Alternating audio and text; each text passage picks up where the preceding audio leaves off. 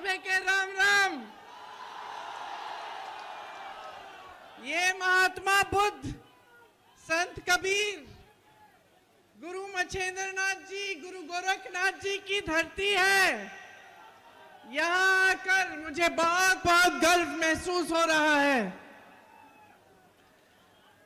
ये धरती एक पवित्र धरती है। हमेशा यहाँ से प्रेम, न्याय, सद्भाव का संदेश पूरे देश भर में गया है। यही संदेश हमारे संविधान की नींव है। यही हमारे समाज, हमारी संस्कृति का आधार है और यही हमारे देश की लोकतंत्र की नींव है। ये संदेश यहाँ से आपने सदियों से, हजारों वर्षों से पूरे देश भर में भेजा है। लेकिन आज बहनों और भाइयों, क्या हालात हैं देश के? कैसी राजनीति चल रही है? प्रेम और सद्भावना की राजनीति है? नहीं, ये आपके लिए सरकारें चल रही हैं क्या? प्रदेश की और केंद्र की? किसके लिए चल रही हैं?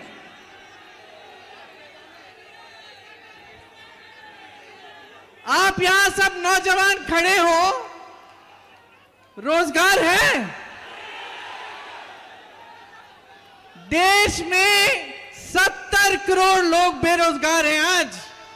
45 सालों में सबसे ज्यादा बेरोजगारी आज है देश में। ये सबसे बड़ी समस्या है कि नहीं है? इसके बारे में मोदी जी बात करते हैं। मोदी जी के लफ्ज से आपने बेरोजगार शब्द सुना है? तो क्या समय आ गया है कि प्रधानमंत्री मोदी जी को हम बताएं कि बेरोजगारी क्या होती है? समय आ गया है। आपकी दूसरी सबसे बड़ी समस्या क्या है? महंगाई। महंगाई है। आज गैस सिलेंडर कितने में मिल रहा है आपको? आज आप दुकान जाते हैं कुछ खरीदने के लिए तो खाली हाथ वापस आते हैं कि नहीं? चारों तरफ से संकट ही संकट है, संघर्ष ही संघर्ष है। फिर भी आपने मोदी जी के मुंह से ये शब्द सुना है, महंगाई। 3 महीनों से प्रचार कर रहे हैं, ये शब्द उनके मुंह से नहीं निकला। सही है कि नहीं? ये मोदी जी एक गरीब विरोधी, किसान विरोधी सरकार चला रहे हैं। किसानों के कितने संकट हैं आज। हर चीज को महंगा कर दिया है। खेती से कमाई नहीं हो रही है। कर्ज लेता है किसान, कर्ज में डूब जाता है, आत्महत्या करता है। लेकिन जब कर्ज माफी की बात होती है तो मोदी जी से आप सुनते हैं ये शब्द, कर्ज माफी की बातें सुनते हैं। मोदी जी के मुंह से ये शब्द भी नहीं निकलते। तो क्या निकल रहा है आजकल मोदी जी की जबान से? आज आपने मोदी जी का भाषण सुना, बिहार में भाषण दिए और ऐसे ऐसे शब्द का इस्तेमाल किया है जो देश के इतिहास में किसी देश के प्रधानमंत्री ने नहीं किया होगा। यहां पे बाबा गोरखनाथ जी ने क्या कहा था?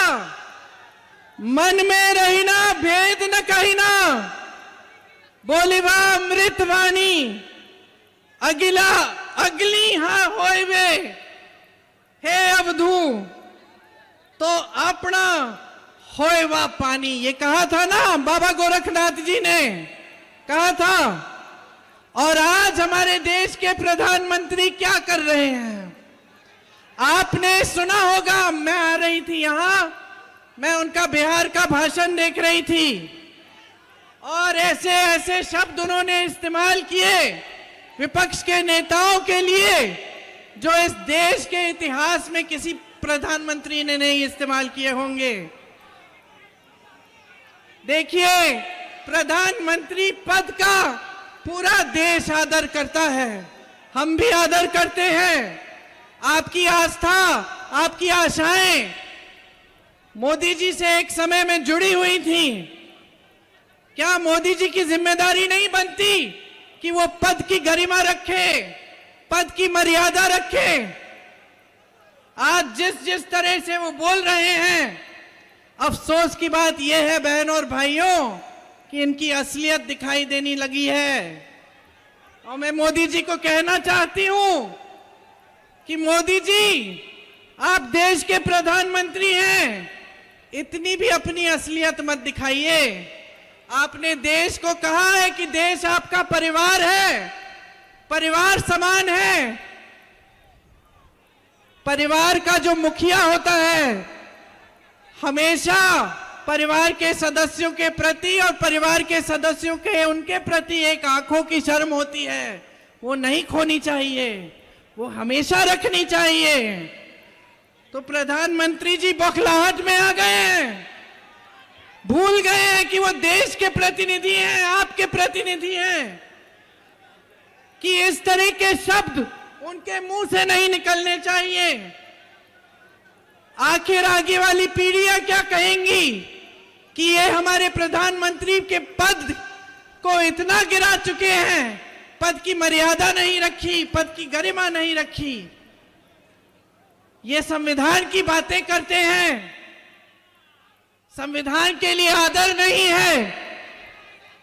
इनके प्रत्याशी जगह जगह जाकर कहते हैं संविधान बदलने वाले हैं, आपके आरक्षण छीनने वाले हैं, आपके अधिकार छीनने वाले हैं। आज देश की परिस्थितियां ये बन चुकी हैं कि देश में गरीब, किसान, मजदूर, महिला सब परेशान हैं, सबके सामने बड़े बड़े संकट हैं। यहां मेरे निषाद भाई परेशान हैं, इसलिए कांग्रेस पार्टी और इंडिया गठबंधन सिर्फ और सिर्फ आपके मुद्दों की बातें हम करते हैं। हम सिर्फ यही बातें करते हैं जिससे आपका मतलब है। हम चुनाव में प्रचार करने आते हैं तो हम बताते हैं कि हम बेरोजगारी को कम करने के लिए क्या करेंगे, हम महंगाई को कम करने के लिए क्या करेंगे, हम महिलाओं को सक्षम बनाने के लिए क्या करेंगे। हम फिजूल की बातें नहीं करते, आपके ध्यान को भटकाने वाली बातें नहीं करते। आज कांग्रेस पार्टी की गारंटी है कि नौजवानों को पहला रोजगार, पहली नौकरी पक्की मिलेगी, 1 लाख रुपए सालाना आप बनाएंगे। आज महिलाओं के लिए ये गारंटी है कि हर महीने 8,500 रुपए आपके खाते में जाएंगे। हर गरीब परिवार की सबसे बड़ी महिला के खाते में आंगनवाड़ी आशा बहुओं का मानदेय बढ़ाएंगे, मिड डे मील की महिलाओं का मानदेय बढ़ाएंगे। नौजवानों के लिए एक 5,000 करोड़ रुपए का फंड लाएंगे जिससे आप अपने कारोबार शुरू कर पाएंगे। मेरे किसान भाइयों के लिए किसान और खेती के सारे सामानों से जीएसटी हटाएंगे। आपके कर्ज माफी के लिए एक स्थायी आयोग बनाएंगे जिससे जब जब आप संकट में होंगे आप उसकी सुविधा उठा पाएंगे। आज आपका खेतों का नुकसान होता है, आपको मुआवजा नहीं मिलता, भुगतान नहीं मिलता, 30 दिन के अंदर अंदर आपको पूरा भुगतान दिलवाएंगे। पेपर लीक के खिलाफ कानून लाएंगे। जितने भी सरकारी नौकरियों के लिए जो आवेदन है उनकी फीस रद्द कर देंगे, निःशुल्क आवेदन होंगे। पढ़ाई के लिए आप कर्ज लेते हैं तो वो कर्ज माफ किए जाएंगे। श्रमिकों के लिए दिहाड़ी 400 रुपए से कम कोई नहीं दे पाएगा आपको। किसानों के लिए हम कानूनी अधिकार बनाएंगे कि आपको न्यूनतम समर्थन मूल्य मिलना ही पड़ेगा। मेरे निषाद भाइयों की यहां बड़ी संकटें हैं, बड़ी मुश्किलें हैं, उनके लिए हम बीमा लाएंगे, एक पहचान पत्र आएगा, और आपके लिए खास बीमे की स्कीम आएगी। आपके अधिकारों को हम मजबूत करेंगे। यहां कुशीनगर में 10 में से 6 चीनी मिलें बंद हुई। कप्तानगंज का मिल बंद हुआ, लक्ष्मीगंज का मिल बंद हुआ, रामकोला का मिल बंद हुआ, पडरौना का मिल बंद हुआ, कटकुइया का मिल बंद हुआ, चितौनी का मिल बंद हुआ। यह है भाजपा की सरकार आपके लिए।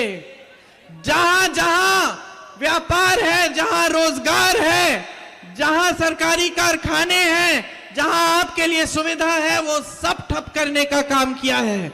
सिर्फ अपने बड़े बड़े खरबपति मित्रों के लिए इन्होंने अपनी सरकार चलाई है। उनके 16 लाख करोड़ रुपए माफ हो जाते हैं।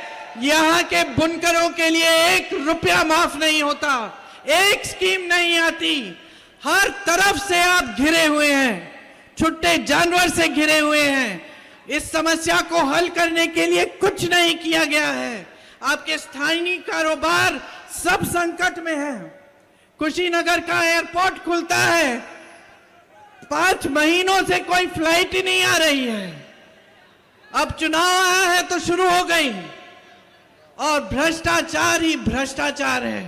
पूरी केंद्र की सरकार इलेक्टोरल बॉन्ड्स की स्कीम से चंदा लेने में व्यस्त, लेकिन आपके लिए काम करने में कोई व्यस्त नहीं है। आज हर तरफ से आप पर हमला हो रहा है, इस देश के लोकतंत्र पर हमला हो रहा है, और आपको सावधान और सतर्क रहना पड़ेगा। ये जो आपका अधिकार है, जिसके जरिए आप 1 तारीख को समाजवादी पार्टी की प्रत्याशी, इंडिया गठबंधन की प्रत्याशी को जिताने जा रहे हैं, ये अधिकार सबसे मजबूत, सबसे शक्ति से भरा हुआ अधिकार है आपका। संविधान बदलने की बात यह है कि ये अधिकार भी कमजोर हो जाएगा। सतर्क रहिए, जागरूक रहिए, ऐसी सरकार लाइए जो आपके लिए काम करके दिखाए। ये तमाम नौजवान जो यहां खड़े हैं, जो बेरोजगार हैं, आप सबको रोजगार दिलवाने का काम हमारा गठबंधन करेगा। ये हमारी गारंटी है। और आप सबने इतनी ध्यान से मेरी बातें सुनी है। ज्यादा लंबा भाषण नहीं देना चाहती, क्योंकि आप अखिलेश जी का भी इंतजार कर रहे हैं, धूप बहुत है। ये मैं जरूर कहूंगी कि इस चुनाव में